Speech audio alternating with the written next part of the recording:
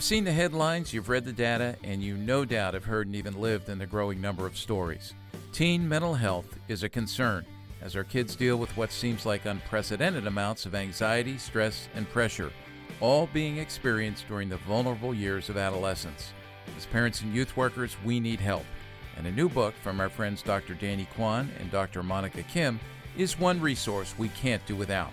Stick with us as I chat with Danny and Monica about how to understand and address the teen mental health epidemic on this episode of Youth Culture Matters.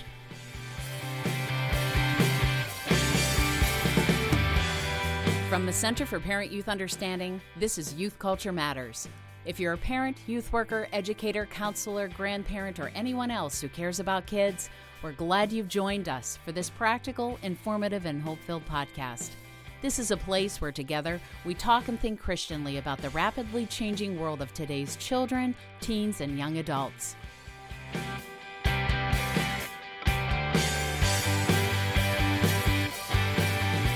Well, everybody, welcome to another episode of Youth Culture Matters. I'm Walt Mueller here at the Center for Parent-Youth Understanding, and today we're going to talk to a couple of friends about a topic that, I wish we didn't have to talk about this, but everybody in youth ministry, parents, our families, we read about it in the news all the time, but it's the rise in issues with mental health with our children and our teenagers. And certainly the scriptures speak to this, and we, as we minister, have to keep these things in mind, that our kids are struggling with things like stress and anxiety and depression.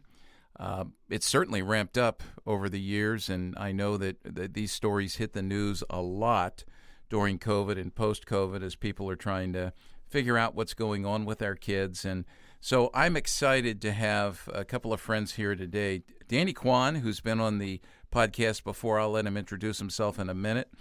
Danny's a longtime youth worker. Those of you who are youth workers probably are familiar with Danny's name, and he'll tell you more about what he's doing now. And his wife, Monica Kim, who I told her beforehand, I said, Monica, you got to be long-suffering, being married to my friend Danny. But yeah, we joke about that our wives are all long-suffering. But Monica brings a perspective here that's absolutely wonderful, in that she is a counselor. Both of them have their PhDs. They're well-educated. They both have great experience in youth ministry. And so it's wonderful to have them here. And I'm going to tell you one reason why we're doing this. It's not just because the issue is timely and on our minds, but they have released, just in the last couple of days, a book called Teenagers and Mental Health, a handbook for parents, pastors, and youth leaders. And it's published by New Growth Press. I had a chance to read it ahead of time. It's excellent. And I was able to endorse it, which I was happy to, because this is one of the best resources you're going to have, youth workers and parents together, and I would say pastors, counselors as well, just to be able to understand what's happening and how to address it. So, Danny and Monica, welcome. I'm gonna go past good manners and ask Danny to introduce himself first, because I know Danny, so let me go to him, and then Danny, turn it over to Monica. So hear a little bit about you and what you're doing now, but your experience as well. Yeah, so I'm very proud that I was a longtime youth worker for 29 years at one church. That's right. I'm still alive, but I survived 29 years as a youth pastor at one church. I'm still a youth volunteer now, but and I want to be doing that, to be part of youth ministry. But I loved it, and after all those years, now I'm serving at Rooted Ministry, a ministry that trains pastors and parents to disciple teenagers. It's a ministry based in Birmingham, Alabama, but I told them I'm not moving to Birmingham because I'm a native Philadelphian, love the Eagles and Phillies and Amen. Sixers, and so, but I am a senior director of youth ministry content and cross-cultural ministries for Rooted Ministry, and I love that work too, training and meeting youth pastors and parents and things like that. And so, yeah, that's a lot of my more professional background. Yeah, and can I interrupt you just a minute and say the beautiful thing about where Danny was, and we talk about this, where he was a youth pastor, was literally a stone's throw across a field, I Yeah. think, from where I served in youth ministry, but Danny showed up after me. Now, just out of curiosity, are you volunteering at the same church there? Where you, You know what? So one of my mentors, um, I asked him, "Can I stay at the same church?" And he said, "Ask your replacements." And it was great advice. So I asked my two replacements, and they said, "You're going to be too much overshadowing us. All the parents and yeah, elders are going to come to you for advice. So could you step away from the church?" And so I did what they asked, and it was really good advice from a mentor. yeah, And so I stepped away, and I'm at a smaller church, and now I was in charge of a big youth group, 250 kids, but now I'm at a small church youth group, about 15 kids, and I just help the youth pastor, and I love it. I love being a volunteer too. great, great. Yeah. Monica, how about you? Mhm. Well, a little bit about me. I have been a biblical counselor and a psychologist for now a bit over 20 years. I am also currently the co-director or director of care and counseling at Hope Monco Church here in Horsham, Ambler, Yes, Pennsylvania. the old stomping grounds. Yes, yeah. So currently I continue to do counseling in the local church, but also counseling within my private practice, and have been working alongside Danny in youth ministry for, again, as he said, 29 years.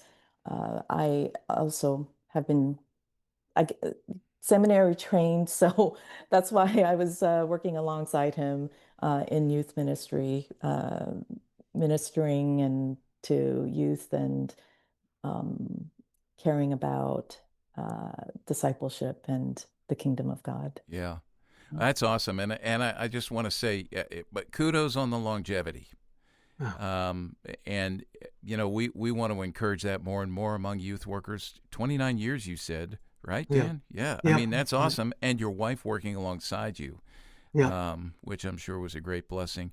Let me start with this question because Dan, I know you and I have talked about this in the past. When I was putting some things together a few years ago on anxiety, I don't know if you remember, we had a back and forth just about students and some of the things you were seeing with students at the time, which was not unusual. Everybody was seeing it, Yeah. and how this had increased. So one of the great, just like you had a mentor who gave you Yeah. great wisdom, I think that what we glean from having the long view and having this experience is wisdom, and we gain a sense of perspective as well. And so I want to ask you about how have the mental health issues changed, Yeah. not just in terms of what they are, but have they increased over the course of your time? And I know your experiences with that group of students in that church, and I'm sure it's thousands of students over the years. But Yeah. each class you graduate has a unique personality and unique issues they deal with. And so, what have you seen Yeah. over the years? Yeah. One thing I like to use the line, and I wrote about it in the book, the 1964 case, Supreme Court case about indecency and pornography, and where the Supreme Court judge said, "You'll know it when you see it. I'll know it when I see it." And you just see all youth workers talking about anxiety, stress, suicide ideation, body image, and we just know it when we're seeing it. And another example, I know, Walt, you had a job at this place Yeah. near my location, but we have a local mental health clinic that does outpatient and inpatient care. I don't know if I can mention the name, but you used to work there. Yes, I did. And my first maybe 15 years in ministry, we probably had to take 5 students there to do inpatient or outpatient help. But probably in the last 10, 15 years, probably 40, 50 students Mm. we've had to help families and teenagers be admitted there, and because my parents, I work in an Asian American immigrant church. A lot of them parents don't speak English as well. The kids are all English speakers and grew up here, but because of the language, I've had the unfortunate but opportunity to help them, get admitted to this uh, clinic, mental health clinic. But just seeing the enormous rise, um, it's a personal experience, but you just can tell, that it's such a epidemic, mental health issues and struggles of teenagers and their families dealing with it. Yeah, and I'll just say about that experience I had at that place. I was Yeah. in college at the time and working there primarily on the adolescent ward, Mm, private psychiatric hospital, and we had no more. At the time, we had no more than probably 14 or 15 teenagers, Yeah. mhm, and even early, late childhood on that ward. And I will tell you that it was very extreme cases of obvious mental health issues. Yeah. It was hard, it was hard, mhm, as you know. I mean, it was hard being there, and now, as I know, like what you say there, we're talking more about. I don't want to say less extreme, but things that we never would have classified or kids never dealt with, or at least at the level they are now, numerically and at the depth of it. Like we never saw things like Yeah. that there at the Right. time, and I don't even know mhm, mm, if at that point in time we were, as youth pastors, sending people to people like Monica, Yeah. for Yeah. counseling. And Yeah. yeah, and I don't know that it's that we were ignorant. There Yeah. could have been some of that. It was just different and not as, intense. That's a good mhm, perspective. Monica, mhm, you, Yeah, oh, mhm, can I just say, yeah, yeah, Walter, even like trying to get a student in there, it's so over, like it's so hard because it's so crowded and yeah, over. There's so many people and teenagers now, and like trying to get mental health help for teenagers in so many locations, they're just filled, these places. And yeah, like not only that one location that you worked at and I'm talking about, but trying to get them admitted anywhere, help anywhere is like really mhm, wait lists and mhm, backlog of students and families trying to get in there. mhm, Yeah. mhm, yeah. You mhm, sparked a thought there that when we started CPYU, probably a couple of years into it, I was speaking somewhere, I forget where, and a guy came up to me and said to me, "Well, you've got job security." And Yeah. I said, "Well, what do mhm, you mean?" He said, You're never going to be out of a job." I Yeah. said, "Why?" He goes, "Because people's pain is a growth industry." And that Yeah. was mhm, his way of stating it. And certainly, since he said that over 30 years ago, boy, he was spot on. So, Monica, mhm, you've also got the experience of working in the mhm, local church ministry with kids, but also sitting mhm, across from students, mhm. sitting across from families, sitting across from parents. And I know that you can't give us specifics. Right, We want to right. respect, privacy and Mhm, confidentiality. mhm, But overall, like, how have you seen it shift over the years that you have been working with mhm. folks? Uh, uh, on the one hand, while uh, the issues of mental health and the severity and the I guess the variety of issues that teenagers came in with were always there. So we understand that because of the fall, uh, we're all broke. There's such brokenness, and so that is not anything new. At the same time, there are a couple of things in terms of the increase of understanding of help needed, which may bring a lot more folks to reach out to having these kinds of resources. So I'll see a lot more parents reaching out to ask for these resources. But I've also seen a lot of teenagers grapple a lot more intensely with painful experiences in the midst of stress, depression, anxiety, and not knowing how to work through such pain with it, except by wanting to disappear. And so that would be an occasion when they have those kind of wishes to disappear, which is not like an unusual thought, especially in living on this side of heaven. If we even think about in scripture the longing to see Jesus because it's so painful.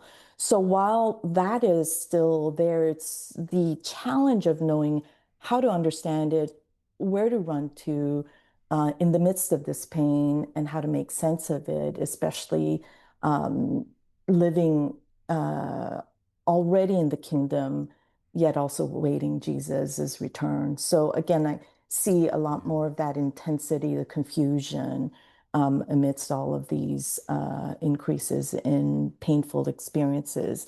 Additionally, I think COVID, especially for teenagers, because a lot of teenagers were quite young at that time, whether they were in middle school or high school, it just that really increased a lot of the challenges. At first, a lot of teenagers had thought of that time period as, yay, Yeah. we're out of school. But then at such a vulnerable kind of period in their lives, it really disoriented a lot of teenagers. So we do see a certain rise Yeah. post-COVID. Yeah. Mhm. I wonder when all that was happening, we would talk here just about all that was being written about mental health, and I mean, I guess I do understand more now the reality of that than I did, because I even in my own life as an older guy, I'm able to look back, and I've said to a few friends over the last few weeks that since COVID, life has seemed more foggy, perhaps a bit Mhm. darker. Um, and I would say I love the way that you so correctly, and this is done in the book as well, couch everything in the biblical narrative, in the biblical story.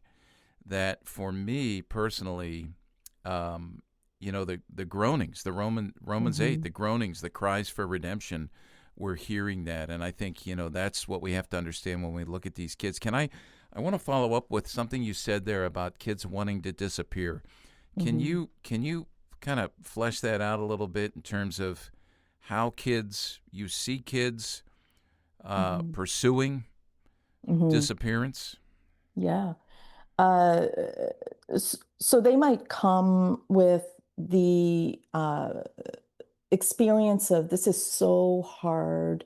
I don't know what to do with it. It might be a variety of issues, whether stress or anxiety or depression or challenges in terms of how they understand and experience their bodies, especially in this context where there's so much information and noise about what we ought to look like or what brings us meaning or significance. And there's such a disorientation in all of that. And so, in the midst of all of that, I have seen a lot of students or teenagers or youths come in talking about that their response to that is I wish to get away from all of that. But their initial thoughts might be, I wish I weren't living, or I wish I would disappear, or even the fantasy of, I wish I just, imagine myself ending, things here or ending the pain and being somewhere else. And again, and there might be wishes to disappear by just sleeping or, uh, staying put in their room, disappearing by something that will just drone out the noise in their experiences, whether it might be disappearing into doom scrolling, disappearing, just these different ways of disappearing. And while that idea of escape or disappearing is not new, these different ways of having to tend to it have also Yeah. expanded, especially with social media, especially with electronics, and lots of challenging influences Yeah. can come their ways within those ways of disappearing. Yeah, that's good. Wishes. That's good. Mhm. So what I hear you saying is that it's just there's so many new outlets for that. So many Mhm. things. It's kind of this perfect storm right now where we don't, we don't have the resilience we used to have, and we're actually leaning into things that make this Mhm. worse. Mhm. Dan, did you want to say anything about that, or? You know, I know everybody's not married. A youth pastor, I know you have a lot of listeners, youth pastors, youth workers, volunteers, married to a psychologist, but counselor. But I've found in my experience, knowing kind of this information, that it's in a horrible situation, it's an opportunity for the church and youth ministry and family ministry to really walk alongside families and teenagers. And so I've taken it as for such a time as this, Yeah. God moment. And part of the reason we wrote the book is to share our experience and equip youth pastors and youth leaders and volunteers and parents to, be able to walk alongside their teenager in this, this idea of wanting to disappear. Yeah. Mhm. Yeah, this is so good. We're going to take a break. I just want to say, like you said, for such a time as this, sometimes we lament as parents the situations we find ourselves in. You even in the beginning of the book share something about a phone call from school. I won't, which Oh yeah, you can. yeah, Yeah. yeah. In the introduction, I mean, we all have those stories, right? We lament that, but then, I often have to remind myself that just as with the incarnation, Jesus was sent, particular man, particular place, particular time, to particular people with a particular mission. We are not here. None of us are here by accident. This is under God's sovereign plan, God's sovereign control, God's providence, and He allows these things. One of my friends often says that, whatever we step into or we find ourselves in, that's God's curriculum, for our life right then. And so, we are particular youth workers, particular parents, particular counselors, particular pastors at this particular time with these particular kids and these particular issues. So this is why this book is so good, because it's so great. I'm talking to Monica Kim and Danny Kwon, a couple that's written a wonderful book, Teenagers and Mental Health. It's just out, a handbook for parents, pastors, and youth leaders. Great title, because it's just so direct about what it is. We're going to take a break. When we come back, we're going to talk more about what's going on with our kids and how to begin to respond.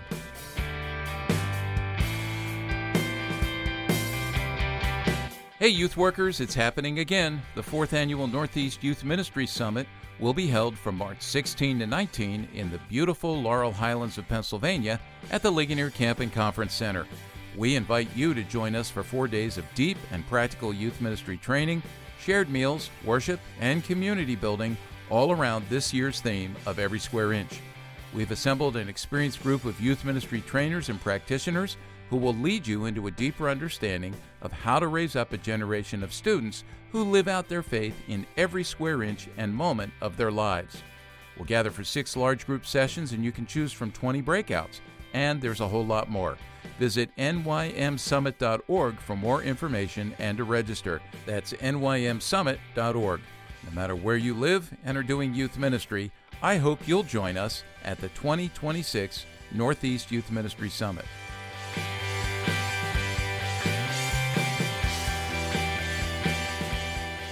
Well, as we continue to talk with Monica and Danny about teenagers and mental health, I was thinking about, Monica, in your experience, and we talked a little bit about stress and anxiety.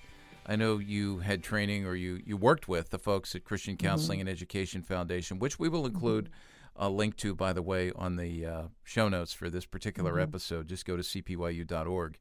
And I've listened a lot to the resources coming from the educators and the counselors there at CCEF. And I remember years ago, well, when David Pallison was still living, and then Ed Welch as well, they were Ed's still living, but they were, one of them said something in a combined seminar they did about the fact that things that used to be the normal stresses and strains of life are now overwhelming, which seems to Hmm. indicate that we've lost our ability to cope.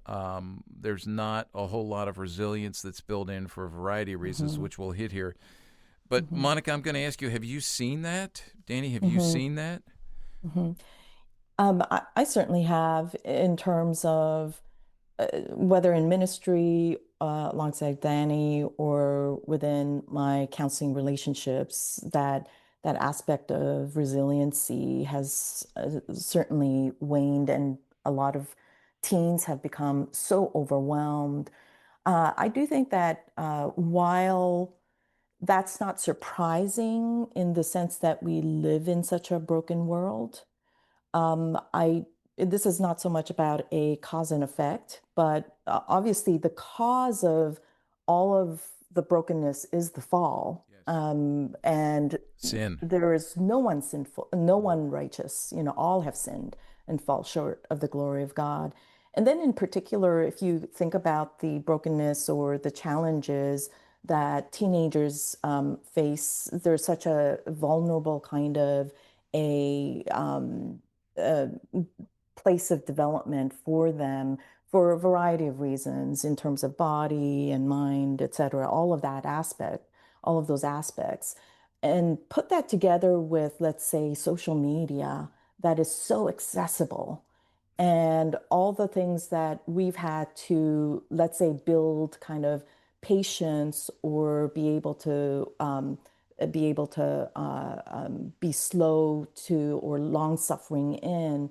You don't build that. You don't have as much opportunity to build that. So teenagers may be accessing quick things that help them feel more distracted or are able to get away very quickly because that's something that can give them quick comfort for the moment.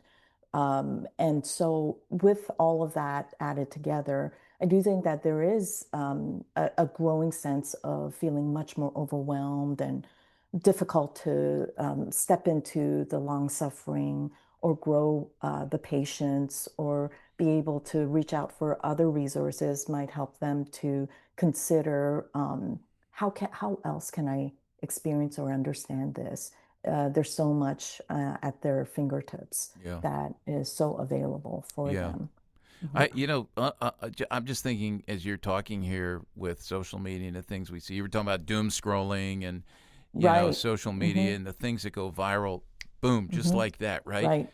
And Hmm.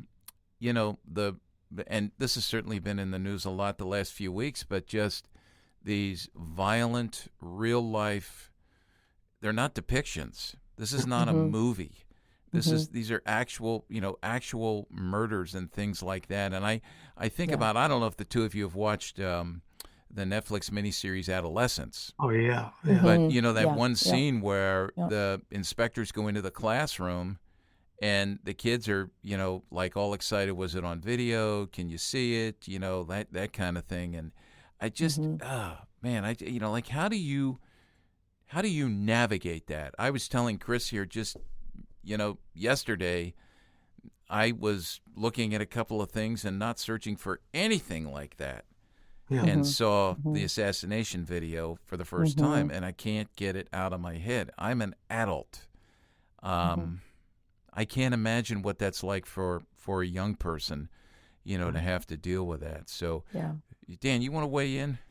I remember, Walt, knowing you for all these years when Columbine happened Yeah, in 2099, and you were they reached out to you to help with counseling some of the families and teenagers, and we didn't know that was going to be the kind of tipping point of greater violence in our yeah, culture, and that also relates to greater stress and anxiety for Hmm. our teenagers and families, and even a more lighter issue of like pressures to succeed in academics and sports.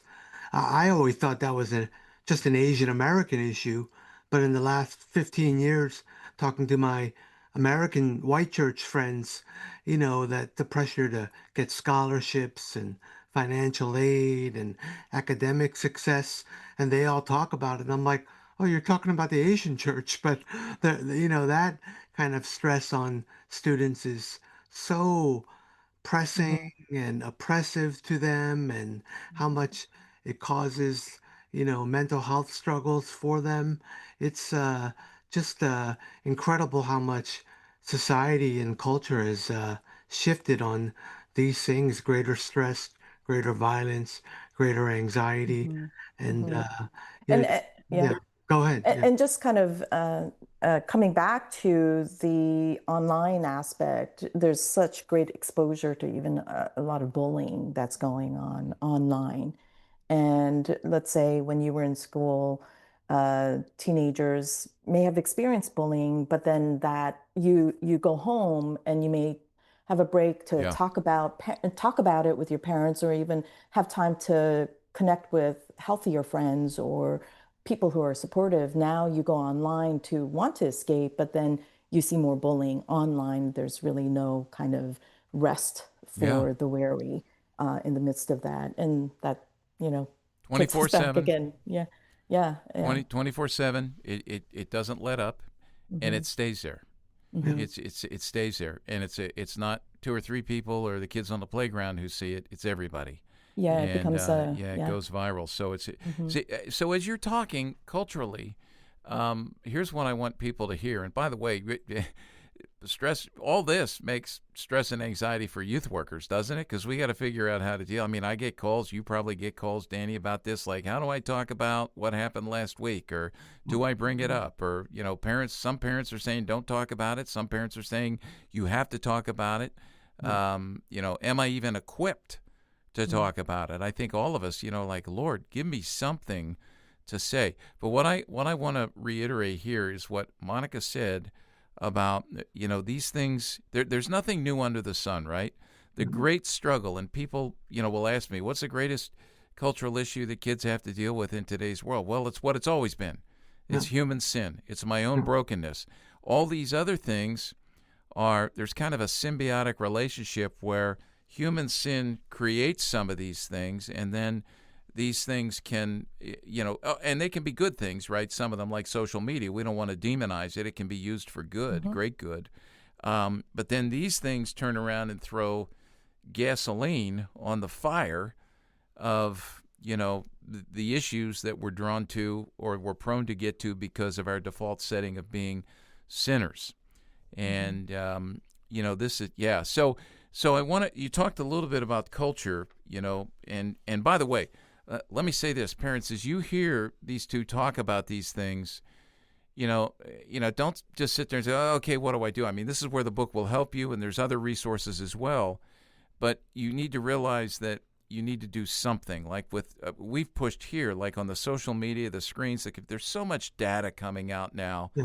and Yeah. that's being that is actually being piled on.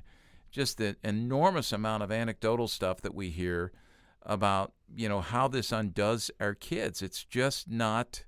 They need to learn how to use these tools, but to the honor and glory of God, not to advance the Hmm. kingdoms of the world, the flesh, and the devil. And Hmm. so take what you're hearing here, and youth workers do the same, and go, okay, we've got a problem, and I've got young kids. I'm going to equip them to navigate this world well, and I'm going to walk alongside them and teach them, biblically, how to navigate these things. And I know we're going Yeah. to get to this before we finish, but your Hmm. last chapter in the book, it's just titled Take Heart, right? Yeah. Take Heart, resting in a new identity. And that identity issue is just at the root of so much of this. So, the cultural thing, but and our kids are so vulnerable to that. Let me ask, before we take another break, I want to ask about we talked about the culture and how the culture is feeding this. What about the family? What is, for me as a dad, for me as a grandfather, for those who are listening who are moms, dads, older, younger kids, what is there anything we're doing or not doing to, throw more gasoline on the fire of this, and perhaps give us some suggestions that you would give that are a bit more prescriptive, that would be helpful to folks who are listening. Family. Yeah. I'll just jump right in with a couple of thoughts that comes to mind.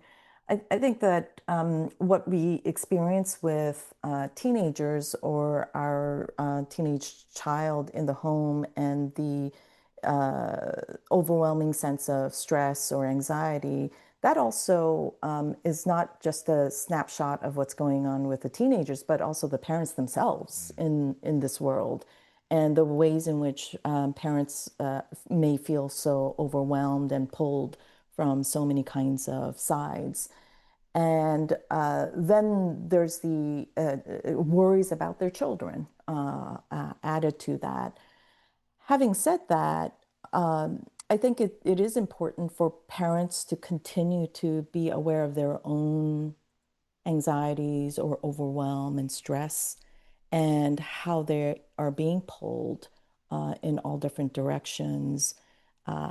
We do live in a world where, with so many advancements, what it may make life a little easier, but it also, like you said, Walt, knowing that it can actually sometimes feel more, fuel the fire, add a little more fuel to the fire also for parents.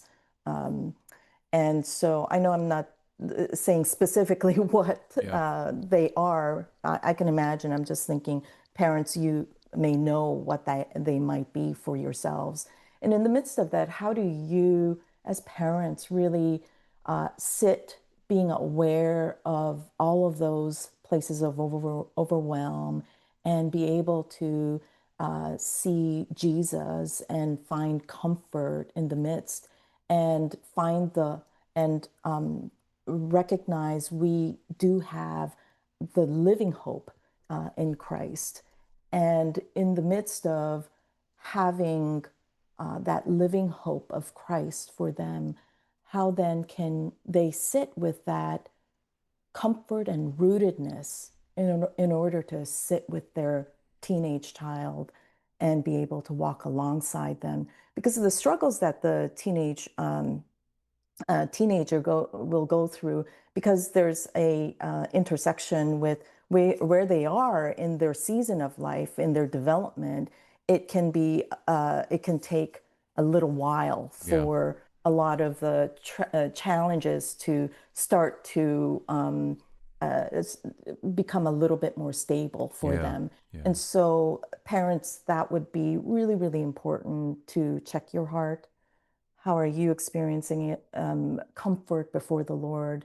How have you sat in the midst of the gospel now? Because Christ did usher in the kingdom now, even as we live in the midst of a lot of brokenness.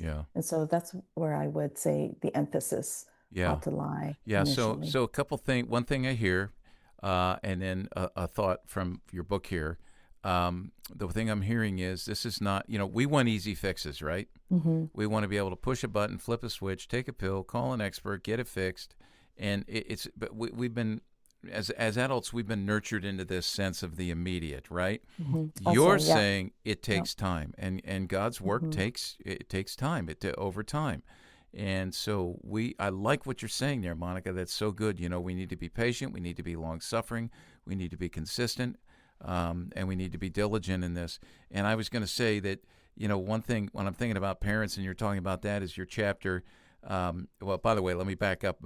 Part 1 of the book is Foundational Principles and Practices for Ministering to Teenagers and Families Dealing with Mental Health Issues. And then in Part 2, you get into caring for teenagers with specific mental health struggles. One chapter is on teenagers with body image issues and eating disorders. We are pummeled as adults with this stuff ourselves. And the way that we process it, the way we handle it, not only in what we say, but even more so in what we do, and how we allow this to get to us. This works, so our kids see this. And, I just think about the pressure we put on kids to look a certain way, to fit in, to, whatever. and it's because we feel it as well. So I like what you're saying about, step back, stop, look into your heart, lean into the gospel. Dan, real quick, anything with the church that we Yeah. need? I always like what Monica said about the book, Gospel Hope and Practical Guidance. And as a youth pastor, you know, I, and oh, also, well, before I was a youth pastor, I was a parent of three teenagers. They were all part of my youth group. And in our book, you mentioned it earlier, we talk about one of our children going through mental health struggles. And that was part of the reason, you know, at least in my heart, why we wrote the book, because we went through it ourselves. He was bullied, but also had some, major mental health struggles. And, I've realized as a youth worker that with the teenagers in our youth ministry and with these parents, like Monica said, we need to really walk with them through this long suffering journey. Sometimes with the gospel hope, we say, we give them a verse, we give them a good quote, and say, oh, you're going to be better. And that's what we do as youth workers or the church. But it's really a walking with them in a long suffering journey and going with them step by step. And, we always talk about as youth workers walking alongside parents and, of course, their teenager.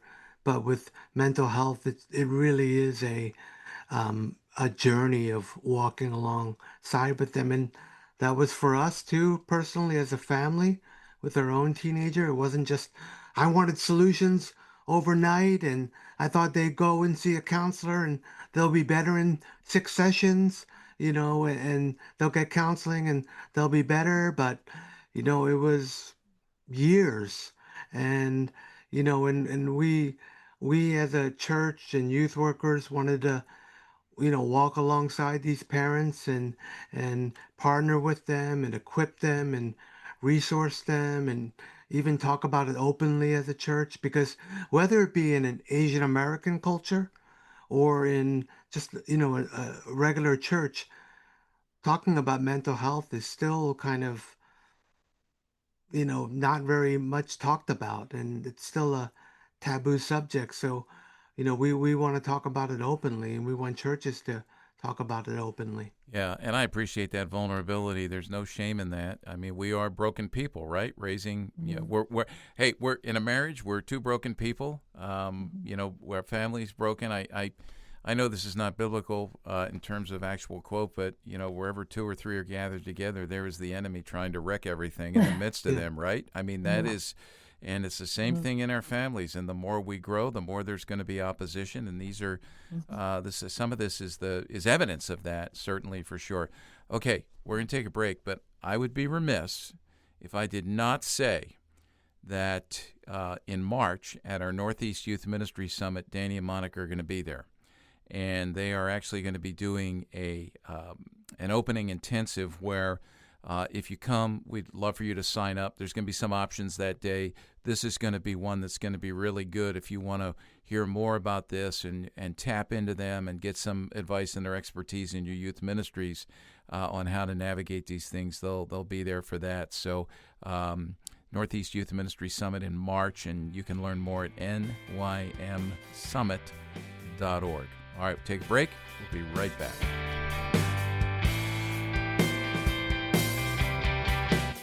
Our mission here at CPYU is to increase the ability of home and church to nurture children and teens into a lifetime of biblically faithful, whole-life Christian discipleship. That's why we've created our free weekly Youth Culture Field Report. It's a weekly resource filled with the latest youth culture news, research, trends, biblically sound analysis, and more. If you want to lead the children and teens you know and love through the rapidly changing world of today's youth culture, you need to subscribe to this free weekly resource. It's easy. Just go to cpyu.org and scroll down to find the subscription link.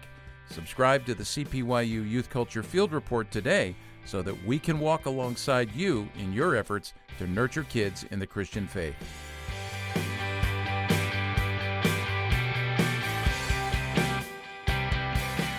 All right, so as we finish up our conversation here, But man, I've really enjoyed. This has been really helpful. And with Danny Kwon and Monica Kim, a husband and wife who've written a book, Teenagers and Mental Health, a handbook for parents, pastors, and youth leaders.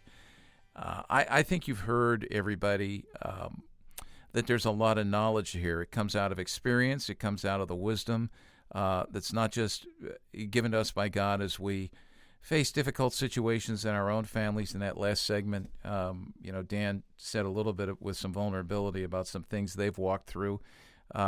More of us than you can imagine, listeners, have walked through these, ourselves included. And so we understand sin, we understand grace, we understand that these things take time. And so Dan and Monica have written not only from their personal experience, but also, being a longtime youth pastor and then a longtime counselor / youth volunteer. And so there is so much wisdom here. One of the things I want to say about this book is that, and I don't say this about too many, but this book, Teenagers and Mental Health, is one that I think every parent should have, just so you can make yourself aware of what some of the issues are. That gives you the ability to work, as we say here at CPYU, prophetically and preventively in the lives of your kids, to teach them the truth, and then pray that the Holy Spirit would use that truth to prevent them from going down roads and avenues that in their sinfulness and their brokenness they may, like all of us, be tempted to go down. And then also,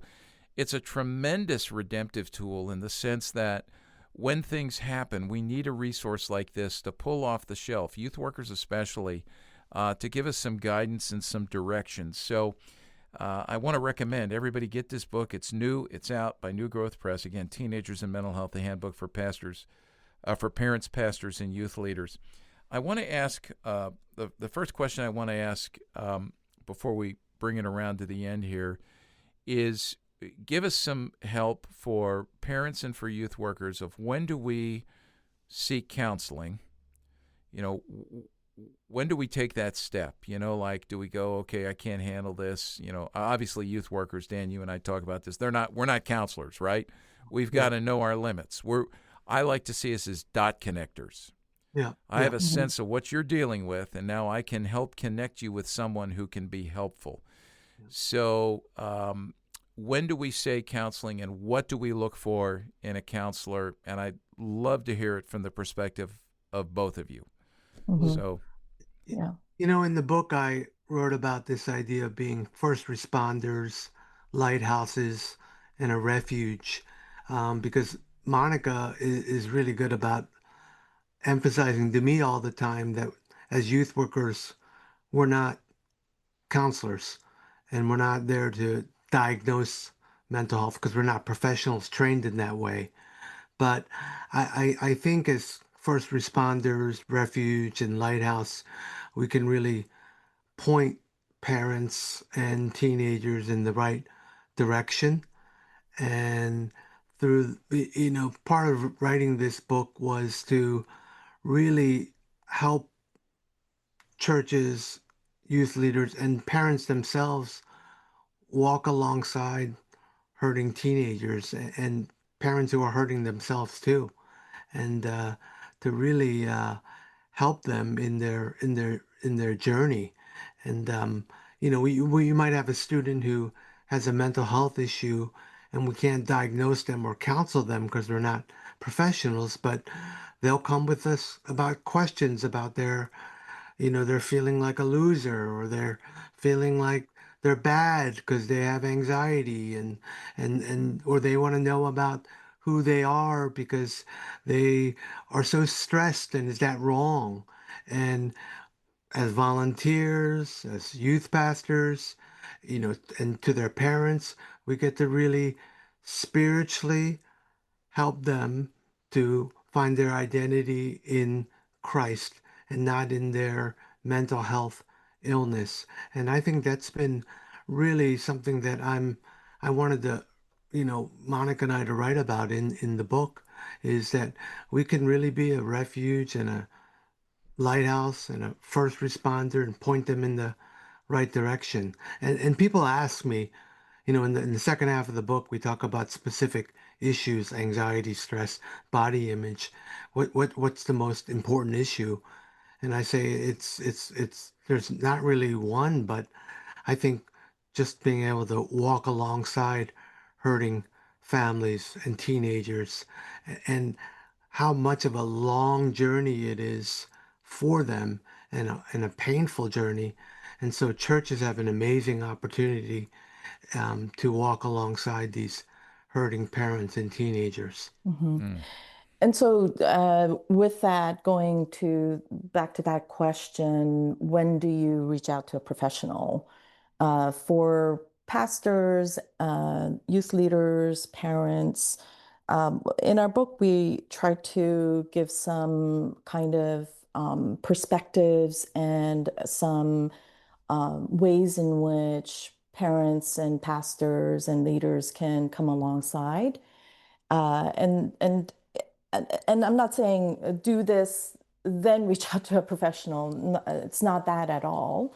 But there are ways in which, again, as parents and pastors and youth leaders, to really uh, not be afraid to walk with the teenager in the long suffering, as we had mentioned before, to be patient, to listen well, to be able to walk with a few of these tools to consider.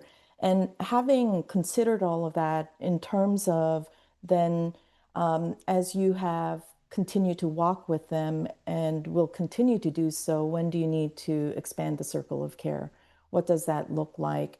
And as one thing that I wonder if it could be important is, as you walk alongside, do you expand the circle of care even before any alarming kind of issues start to rise and you're really afraid? Do you do that, at the same time? Like, let's say, reach out to a mentor, or be able to talk with your teenagers about who they could feel comfortable talking to, in addition to the parents or the youth pastors, anyone else that they feel really they really trust, because that trusted relationship is really, really important. And so being able to reach out to a professional whom they can now build trust is also another important feature to consider. Who can they trust even as you reach out to a professional? Having said all of that, in terms of then, when might you want to reach out? Um, when your teenager continues in the midst of all of that care and long suffering, when your teenager continues to, let's say, miss a lot of school, because that's a big part of their everyday life. Like, it's like adults going to work. If they're out of work consistently, there's something going on. If you can't live out what is life as God is apportioning it for you in that season, uh, that brings us an avenue to consider. Maybe they need a little more support. So if they're sleeping consistently, missing a lot of school, if their grades are just plummeting, especially compared to what they used to be able to do, if teenagers, if you notice there's such a quick change in terms of personality, or the things that they are talking about, if you start seeing that they are starting to get really over focused on something that is shifting their perspective of life really in a little more vastly, or a little bit more quickly. Those are some of the things that would be really important to think about. If they're also starting to start to really minimize or withdraw their friendships, withdraw from their friendships or other crowds, and they might be shifting to a whole new crowd of friends that may not be helpful. If you start seeing a lot of those things, along with even, let's say, suicidal thoughts, those would be important features to consider. Yeah. It might be time to reach out to a Yeah. So professional. good. So good. So practical. I just want to point out and follow up to everything you both have just said. Chapter 6 is titled "When is a Situation Beyond the Church's Scope?" And there's so many good questions that you list in there. They could serve as sort of diagnostic questions, right, when you're trying to evaluate how to best move forward with this. Well, this is so good. I always ask at the end, and I've loved chatting with you. It's good to see, even if it's only by Zoom.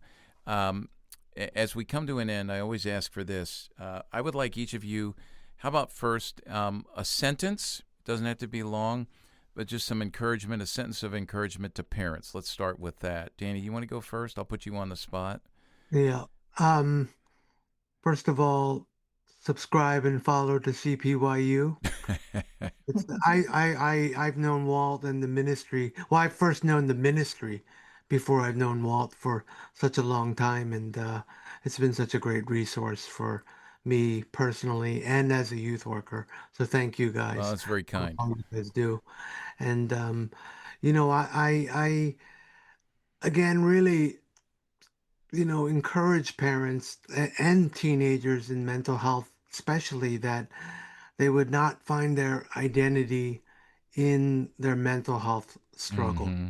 And sometimes it can feel so hopeless. And granted, it is very oppressive and hard and difficult, but you know, we have a Savior who has died and resurrected, and that doesn't mean it's going to be all good and easy right away, and the mental health is going to go away, but that you would really find your hope and identity in the risen Savior, and that Mhm. He's good and resurrected, and He is all things work for the good to those who love him. And again, it sounds a little trite coming from a pastor. I don't mean it to, but I Mhm. think that not finding your identity in the mental health struggle is really important. And you have the church, youth workers, youth volunteers to partner with and walk with you. Yeah. Monica, any word to Yeah, parents? yeah. When you see parents, when you see your teenage child struggling so painfully, it certainly is really painful, and you wish it to go away as soon as possible. And it becomes an occasion to remember that Jesus did say that he is with you Mm. always, uh, to the end of the age? Yeah. Yeah, the And will you promise. continue to run to Jesus over and over and over again as you walk alongside your children who you know are in deep pain and wish it could quickly go away? But the Savior is as much as you are concerned about it, so is our Lord. Yeah. He That is is with so you. good. So good. You know what? Any word to youth workers? Yeah, I would just tell youth, as a fellow youth worker, Yeah. really, we have to it would encourage us to partner with parents and Yes. be available, resource, encourage, equip parents in their mental health struggles, and be open about it as a church and ministry to talk about it, and even offer like workshops and seminars on anxiety and social media, and also as a youth worker, I just want to say, my job is not just to minister to teenagers, but I've learned over the years that saying hello to parents, offering care for them is just as important as a youth and family pastor, that Mm. I would really be open to doing that as a youth worker too. Yeah, good, good. Monica, you get the last word. To youth workers, Yes, last word totally. uh, I may say something afterwards, but you get yeah, the last word. absolutely. Yeah. Uh, I guess I'm also thinking as one who have worked with teenagers individually. Uh, your love, youth workers, your love and your ministry is tremendous. I have seen teenagers talk about their pastors and their youth pastors and how amazing and how supportive they are and how it means a lot to them. And when I think about, because even as a counselor who works individually, I think, gosh, I can't do this alone.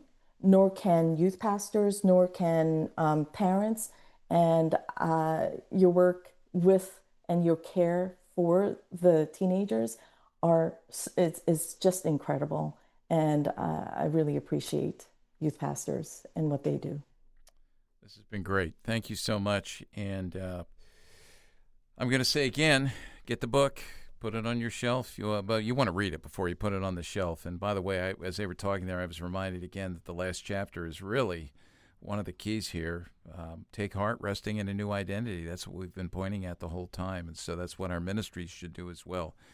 Again, Teenagers and Mental Health, a handbook for parents, pastors, and youth leaders. Thank you, Danny Kwon and Monica Kim, for joining us. Thank you. Thank you. Thanks.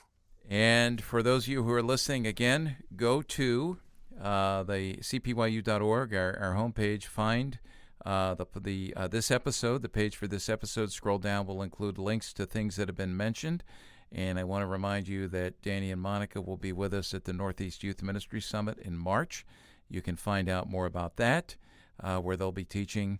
Our theme for that is Every Square Inch, just about the Lordship of Christ over all of life and equipping our students to understand that and live out their faith in every nook and cranny, including their mental and spiritual health. So go to nymsummit.org to learn more about that. Thanks for joining us, and we'll catch you on the next episode of Youth Culture Matters.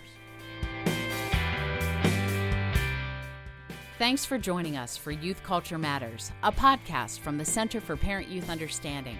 If you'd like to learn more about today's youth culture, visit our website at cpyu.org.